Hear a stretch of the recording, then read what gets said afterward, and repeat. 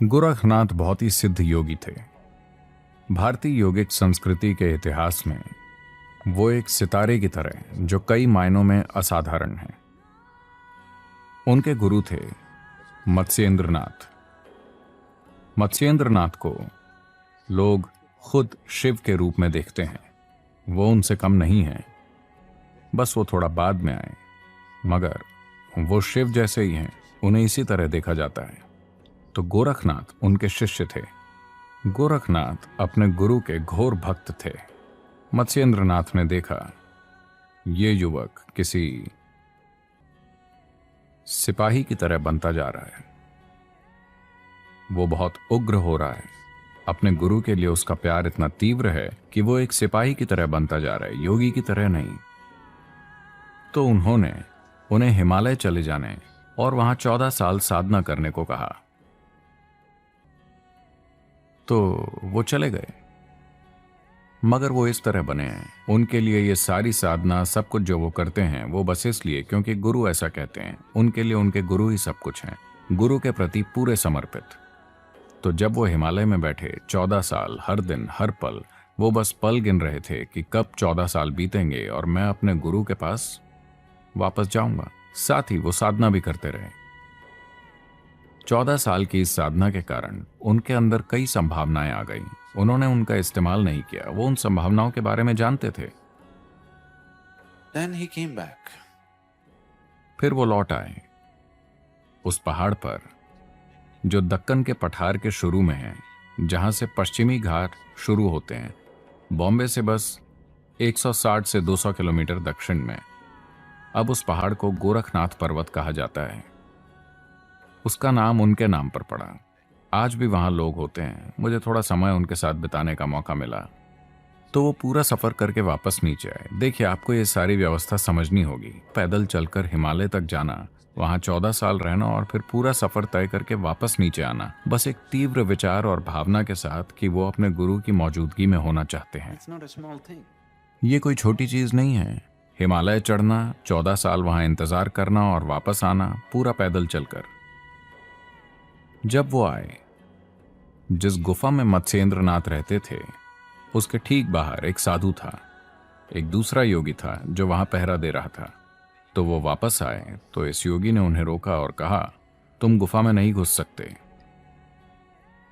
गोरखनाथ बोले, क्या मैं गुफा में नहीं घुस सकता? मैं अपने गुरु से नहीं मिल सकता? मैं 14 साल से इंतजार कर रहा हूं। वो बोला, नहीं, आप नहीं घुस सकते। गोरखनाथ ने अपना आपा खो दिया।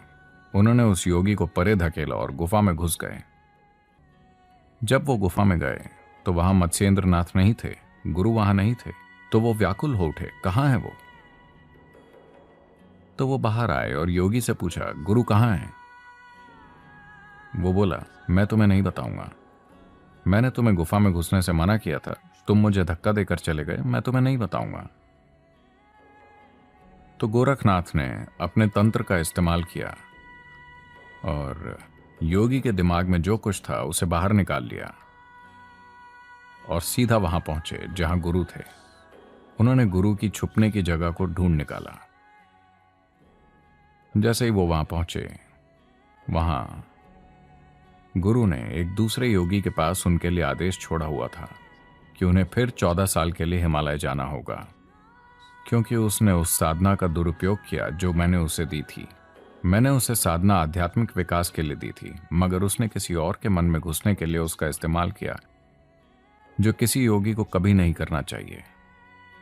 फिर से 14 साल। तो गोरखनाथ ने पूछा, क्या इस समय को कम करने का कोई उपाय है?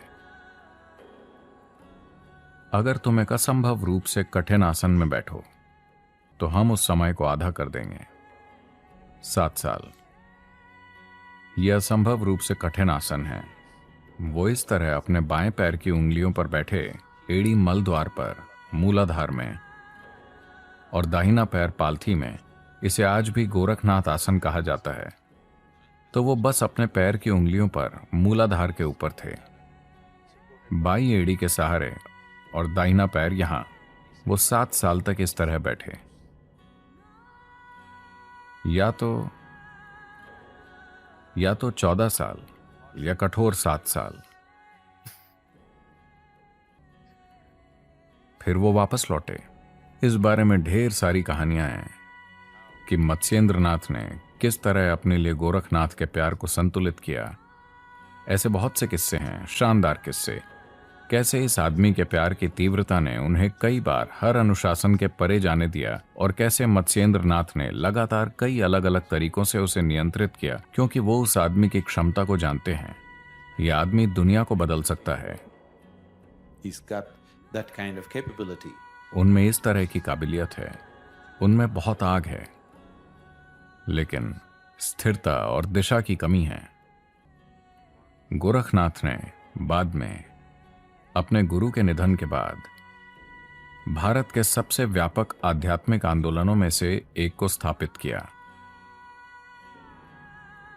अगर आप किसी को देखते हैं जिसके कान में एक बड़ी बाली हो, एक बड़ी बाली, आमतौर पर हड्डी की बाली, मतलब वो एक गोरखनाथी है।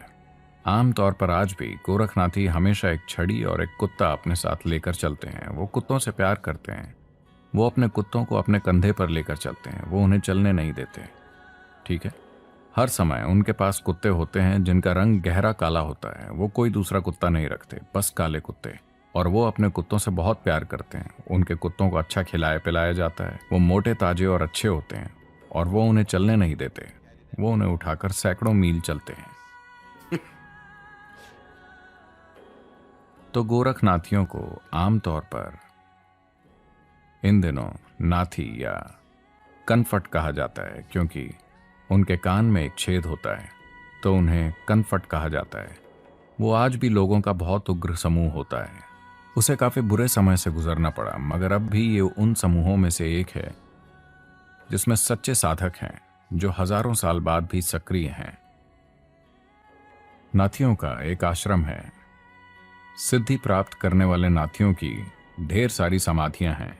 जिन लोगों को सिद्धि प्राप्त हुई उनकी पत्थर की समाधियां हैं, बाकियों को पेड़ों के नीचे दफना दिया गया। तो आपको बड़ी संख्या में वो देखने को मिलेंगे, जो उस प्रणाली की समृद्धि को दिखाता है कि इतने सारे लोगों ने सिद्धि प्राप्त की। आपके मन को शांत और जीवन को सकारात्मक ऊर्जा से भर देने वाले सर्टिफाइड प्राकृतिक रुद्राक्ष से लेकर ऐसी और भी कई चीजें अब आपको मिल हमारे YouTube चैनल पर, तो जाकर सब्सक्राइब कीजिए और बेल आइकन पर प्रेस कीजिए ताकि हमारी आने वाली वीडियो को नोटिफिकेशन आपको मिलता रहे।